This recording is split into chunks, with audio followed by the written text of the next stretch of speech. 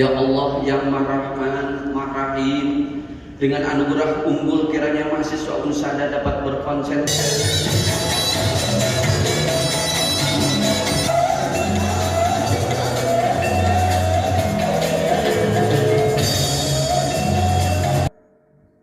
Akreditasi Unsada yang telah bekerja keras dengan kebersamaan dan semangat gotong royong, saya yakin Universitas Kepala Bagian Umum LL Dikti Wilayah 3 Bapak Tri Munanto SEMAK, Ta'ala Tuhan Yang Maha Esa, Pastiastu, Namo Buddhaya Dikti yang telah memberikan bimbingan dan dukungan ada khususnya dan seluruh pengurus universitas.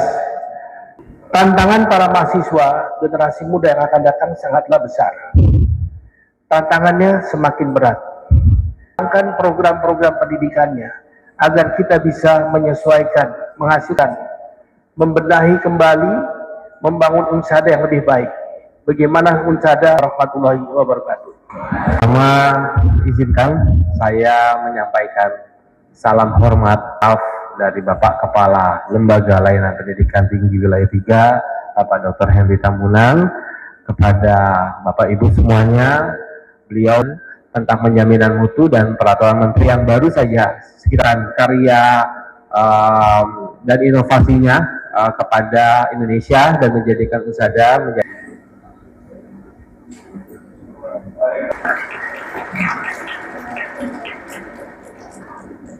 budaya mutu, karena ini menjadi instrumen yang baru. Budaya mutu paling top, paling tinggi, karena inginnya perguruan tinggi itu tentu yang belum bisa mencapai unggul terpaksa 2 September belum mengakreditasi, kita serahkan ke Pak Menteri untuk mencabut ke sistem akreditasi yang baru, yaitu sistem Sabto 2.0. It is a habit, jadi lagi-lagi habit. Jadi kalau Bapak Ibu habitnya sudah berkualitas, tidak mungkin Bapak Ibu akan menurunkan.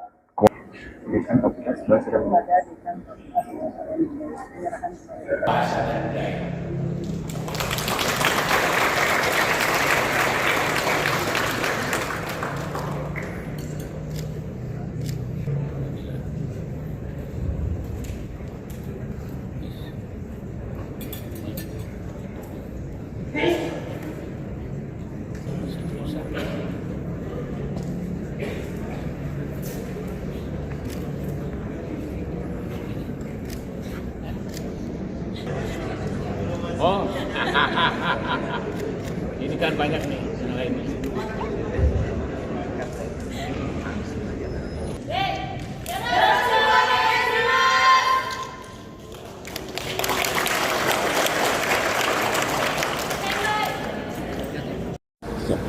Ya. Untuk bisa kita kasih foto tentang kegiatan dari Unsada pada hari ini, Pak. Oke, terima kasih.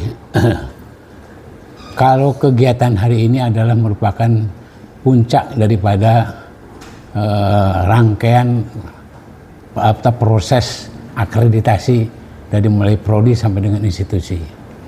Nah, tadinya hanya sekedar upacara saja, potong tumpeng saja, tapi dari Ban PT minta ada penyerahan sertifikat resmi dilihat oleh para undangan juga oleh para dosen, karena ini merupakan kebahagiaan, puncak kebahagiaan. Nah, oleh karena itu sebenarnya ya hanya ucap-ucap tasyakuran itu adalah dari bagian daripada penyerahan itu. Oleh karena itu judulnya tasyakuran, ya, jadi bukan penyerahan. Nah, oleh karena itu Pak Ari jangan penyerahan. Kalau penyerahan itu berarti kan yang punya hajat Ban PT, karena ini tasyakuran, yang punya hajat itu Unsada. Saya kira itu dari jadi judul banner itu ya, kira-kira itu. Nah, kenapa kalau tasyakuran? Insya Allah tadi pesan dari Prof. Ari itu kan harus ada always improvement, ya. Jadi artinya ada kaizen, selalu ada peningkatan. Memang tidak cukup kita puas dengan unggul, kita harus ada peningkatan. tadi yang belum sempurna di mana misalnya sistem pembinaan karir dosen belum ada, harus dilengkapi, harus ada peningkatan terus. Tata kelola apa misalnya digital management, ya manajemen pengelolaan dengan digitalisasi. Nah itu harus ditingkatkan terus. Ya memang untuk peningkatan tadi Pak Rahmat mengarahkan, coba deh dipikirkan bukan hanya setelah unggul ini, apa berikutnya, globalisasi, unggul tingkat global. Ya berarti harus dipersiapkan, kurikulumnya harus disiapkan, rencananya harus disiapkan. Malah tadi merencanakan Pak Rahmat itu harus mau pindah ke Sentul. Jadi Unsada, the next Unsada yang sebenarnya itu nanti di Sentul. Ya, kelihatannya sudah modern, sudah global. Kan sana ada zona Jepang di sana itu, di Sentul itu. Nah di situ ada Ayonnya, ada Supermallnya, dan ada juga sekolahnya itu ada Unsada. Kira-kira itu. Jadi oleh itu nanti kami di Unsada dibantu oleh Profesor Ari untuk menyiapkan bagaimana untuk tingkat atau levelnya yang global tadi. Saya kira itu yang ke depan. Untuk fakultas yang kategori unggul nih, ini ada berapa fakultas, berapa prodi? Prodi ada 2. Jadi prodi Jepang sama prodi Cina. Jadi BMKT itu budaya Mandarin dan kebudayaan bahasa Mandarin dan kebudayaan Tiongkok. Jepang. BMKJ itu, jadi budaya Jepang. Yang ada 2 nih. Nah oleh karena itu Pak Rahmat menginginkan tiap prodi ada keunggulannya di mana nih. Tadi Toksin itu ada, apa sih spesialisasinya? Misalnya di perkapalan. Jadi nanti orang kalau mau belajar perkapalan jadi Unsada lah. Bahasa Jepang jadi Unsada lah. Nah, seperti itu. Kalau ekonomi harus ada keunggulannya. Apa sih ekonominya? Kalau ekonomi kan banyak semuanya perguruan tinggi. Nah Unsada harus menciptakan keunggulan-keunggulan dari prodi itu. Yang jadinya nantinya jadi ikon dan daya jual yang tinggi. Itulah tanggung jawab. Makin berat, kerjaannya makin berat nih. Setelah unggul makin berat nih. Ya, kemarin pikiran kalau udah unggul udah tenang, pikiran saya udah selesai lah. Ternyata tugas berikutnya adalah lebih berat lagi daripada sekarang. Sekarang mendapatkan unggul berat ya kemarin. Tapi mempertahankan unggul berat juga harus lebih meningkat. Nah ini kan lebih berat lagi Pak. Tadi mempersiapkannya harus malah nantinya ke depan itu harus diinikan gedungnya itu harus, apakah ini gedung Mitsubishi, gedung Sumitomo, gedung Panasonic, gedung Toyota misalnya seperti itu. Kelasnya juga kelas mana. Jadi akan disupport oleh dengan ini. Kami harus mempersiapkan proposal ini dan nanti akan dibawa ke Fukuda. Ya, mantan Perdana Menterinya. Jadi ke Fukuda nanti kerjasama dibicarakan dengan antara Pak Rahmat dengan Pak Fukuda. Saya kira itu. Pak, selama 35 tahun nih dan di bawah kepemimpinan Bapak lah sehingga Universitas Besar di tingkat yang ibaratnya kalau di kampus paling atas lah, unggul lah. Nah ini kan di awal tahun 2026 ya. Kira-kira nanti langkah-langkah yang akan Bapak lakukan ke depannya nih. Apalagi tadi ada tantangan, ada pesan dari Pak Rahmat Nobel mengenai tidak berhenti hanya di sini, harus terus meningkat kalau bisa sampai global nih. Nah kira-kira apa-apa pada susun program-program atau gimana Pak ke depannya lebih untuk dari sisi penerimaan mahasiswanya atau dari sisi mungkin dosennya atau apanya kerjasama kesamanya apa Pak? Oke, jadi sebenarnya setelah saya diangkat jadi rektor, ada 4 kriteria atau ada 4 program unggulan strategis yang dicanangkan oleh saya. Yang pertama, penerimaan mahasiswa kembali ke zaman 2019. Jadi sampai 1.200 itu per tahun. Kemudian akreditasi prodi unggul semuanya atau bisa unggul, ada beberapa yang unggul, tapi harus naik semua.